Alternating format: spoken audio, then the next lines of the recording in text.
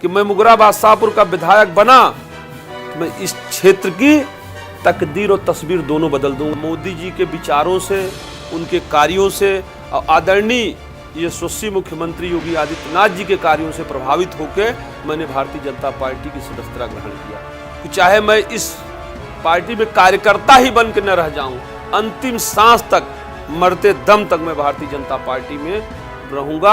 हम इंसानियत और मानवता के पुजारी हैं। मैं कभी भी न कोई जात की बात करता हूं, न धर्म की बात करता हूं, न संप्रदाय की बात करता हूं, कि बगैर स्वार्थ के मैं सेवा करता था, सेवा करता हूं और सेवा करता रहूंगा।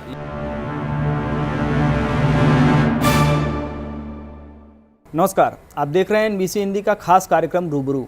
इस कार्यक्रम के जरिए हम आपको एक ऐसी शख्सियत से रूबरू करवाते हैं जो किसी परिचय का मोहताज नहीं होता। आज हमारे साथ जौनपुर के मुंगराबाद शाहपुर से बीजेपी के भावी प्रत्याशी अजय शंकर दुबे जी हैं। सर, आपका बहुत बहुत स्वागत है NBC हिंदी पर। धन्यवाद।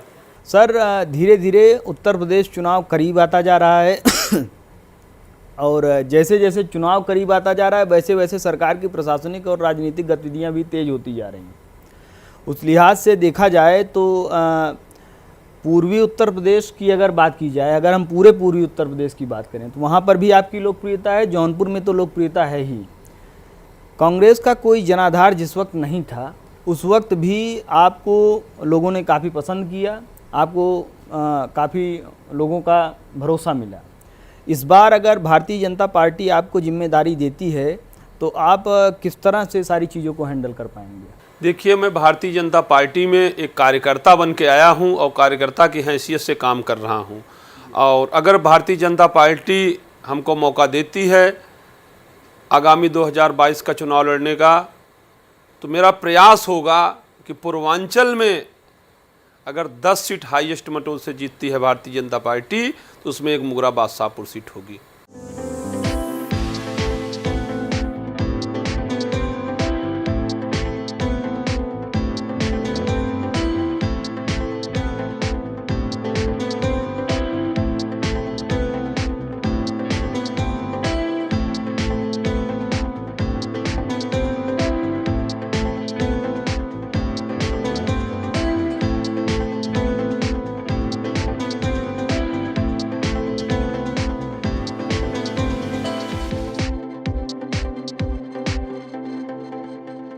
उसी लिहाज से देखा जाए तो कोरोना काल के दौरान आपने जो है क्षेत्र के लोगों के लिए तमाम काम किए। आप किसी पद पे नहीं थे, आप किसी राजनीतिक पद पे नहीं थे, आपने जो भी चीज़ें थी आप अपने मेहनत की कमाई से सब सारी चीज़ें किए थे।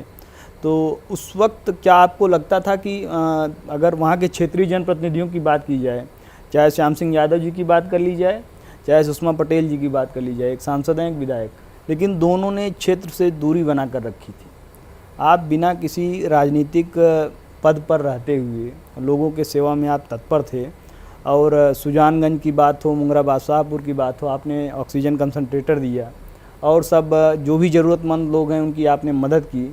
तो उसका पूरा थीम क्या था? ये आप लोगों की निस्वार्थ भाव से सेवा कर रहे थे या आपको ऐसा लग रहा था कि हमको पार्टी जिम्मेदारी देगी, उस एजेंडे पे आप काम कर रहे थे? देखिए, मैं विगत 10 वर्ष से ज़्यादा हो गया मुगराबाद शाहपुर की जनता की सेवा करते हुए, और मैं आपको बता दूं, मैं कभी भी न कोई जात की बात करता हूं, न धर्म की बात करता हूं, न संप्रदाय की बात करता हूं, न बिरादरी की बात करता हूं। हम इंसानियत और मानवता के पुजारी हैं और इंसानियत और मानवता के नाते मेरा एक कर्तव्य बनता है कि हर गरीब आदमी की सेवा करना, जो असहाय हैं, पीड़ित हैं, दलित हैं, पिछड़े हैं, जिसका कोई नहीं सुनता है उसकी बात अज्जू भैया सुनते हैं। और मैं खुद अपनी गाड़ी से उनके घर पे जाता था, उनसे पूछता था हाथ जोड़ के, भैया आप बताइए आपकी क्या समस्याएं हैं, आप इस कोरोना काल में आपको क्या चाहिए जो है। तो जहाँ भी हो सकता था मैंने अपनी तरफ से राशन, सैनिटाइज़र, मास्क, ग्लव्स और जो उनका तमाम चीज़ें हैं उसको मैंने दिया।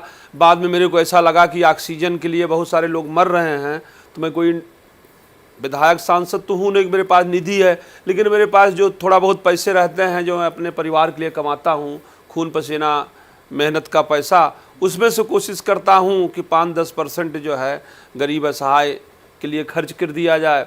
और धार्मिक प्रोग्राम में मैं खर्च करता हूँ। ये हर वर्ष मतलब मैं करता हूँ विगत 10-12 साल से।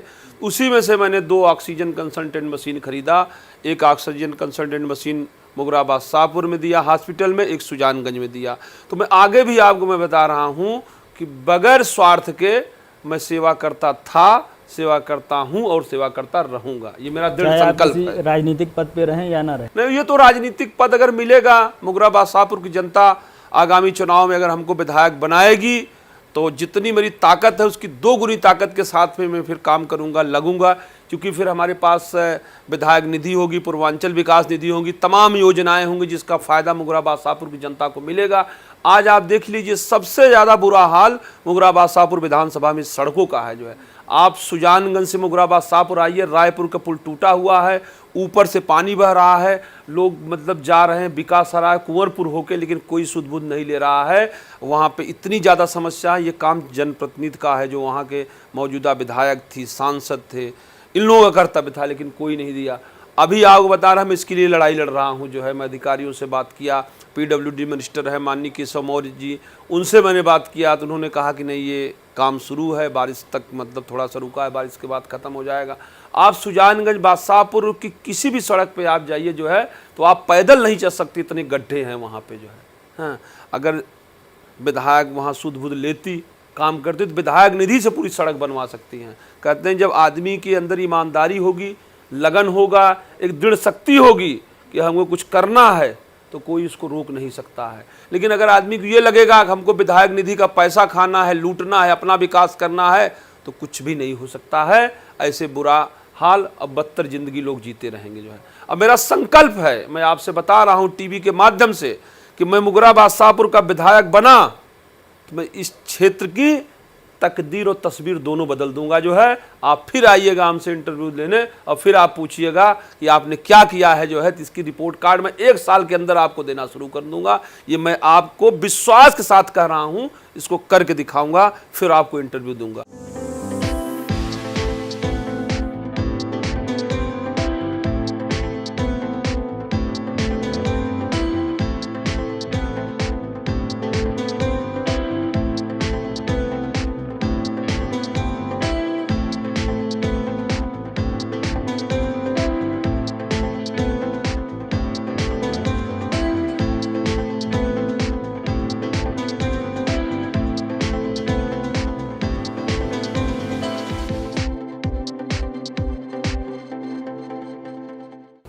निश्चित तौर पर, क्योंकि आपने बिना किसी राजनीतिक पद पर रहे हुए इतना सब कुछ किया है, तो वहाँ के लोगों में आपकी लोकप्रियता वैसे भी है। सर एक चीज़ ये बताइए, जैसे मान लीजिए कि उत्तर प्रदेश में जिस तरह की सियासी गतिविधियाँ बन रही हैं और जो सब सारी चीज़ें चल रही हैं, तो आपको क्या लगता है कि भारतीय जनता पार्टी पूर्ण बहुमत से सरकार बना पाएगी? क्योंकि आवारा पशुओं की अगर बात की जाए तो ग्रामीण क्षेत्रों में आप देखेंगे तो आवारा पशु जो है फसलों को काफ़ी नुकसान पहुंचाते हैं। कान्हा उपवन का जिक्र लगातार योगी आदित्यनाथ जी करते हैं, लेकिन जो अंतिम व्यक्ति तक उसका लाभ पहुंचना चाहिए वहां तक वो चीज़ें हो नहीं पा रही हैं। तो उसके पीछे की क्या वजह है और वो चीज़ें कब तक जो है सुलझ सकती हैं? देखिए, हमारे यशस्वी मुख्यमंत्री जी ने बहुत अच्छा काम किया है।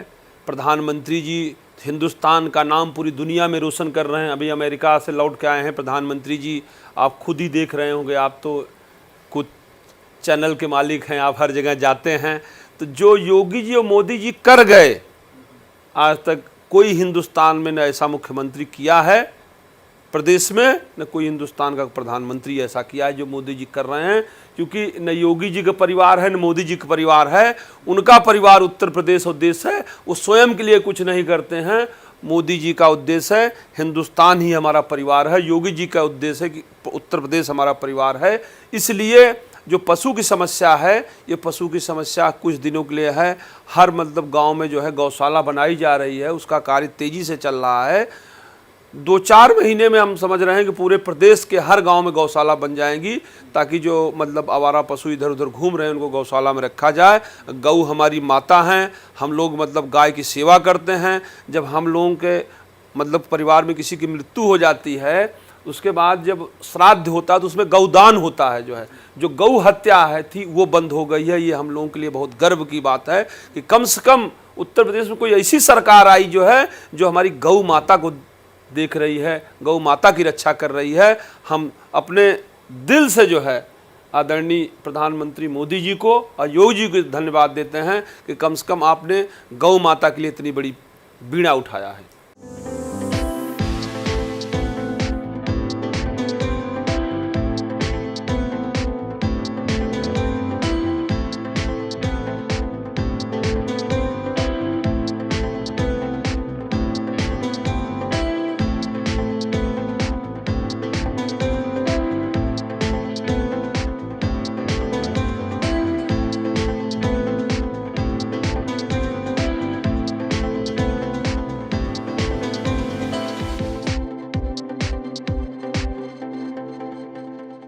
कांग्रेस पार्टी में आप थे, आपने चुनाव लड़ा मुंगराबाद शाहपुर से, आपको आप पर लोगों ने भरोसा भी जताया था। फिर कांग्रेस पार्टी से दूरी बनाने के पीछे की वजह क्या है कि आपने भारतीय जनता पार्टी से नज़दीकियाँ बना ली, भारतीय जनता पार्टी में आप शामिल हो गए, कांग्रेस का आपने दामन छोड़ दिया, इसके पीछे की वजह क्या है? देखिए, हम आपको बताएं कि मैं जब से मोदी जी इस देश के प्रधानमंत्री हुए हैं तब से मोदी जी के विचारों से, उनके कार्यों से और आदरणीय यशस्वी मुख्यमंत्री योगी आदित्यनाथ जी के कार्यों से प्रभावित होकर मैंने भारतीय जनता पार्टी की सदस्यता ग्रहण किया।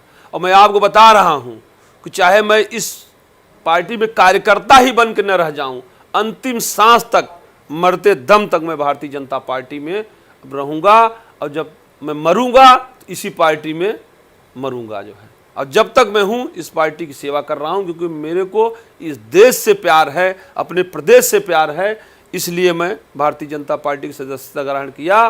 क्योंकि योगी जी और मोदी जी जो प्रदेश के लिए योगी जी और देश के लिए मोदी जी कर रहे हैं, आज तक किसी ने कुछ नहीं किया जो आज मोदी जी और योगी जी पूरे देश और प्रदेश के लिए कर रहे हैं। इससे प्रभावित होकर मैंने भारतीय जनता पार्टी की सदस्यता ग्रहण किया है। NBC हिंदी को अपना कीमती समय देने के लिए बहुत बहुत धन्यवाद। धन्यवाद। तो ये थे हमारे साथ मुंगराबाद शाहपुर से बीजेपी के भावी प्रत्याशी अजय शंकर दुबे जी। अगले हफ्ते हम आपको फिर एक ऐसी ही शख्सियत से रूबरू करवाएंगे जो देश के लिए, समाज के लिए निरंतर प्रतिबद्ध होगा। देश दुनिया की तमाम बड़ी खबरों के लिए जुड़ रही है हमारे साथ। देखते रहिए NBC हिंदी।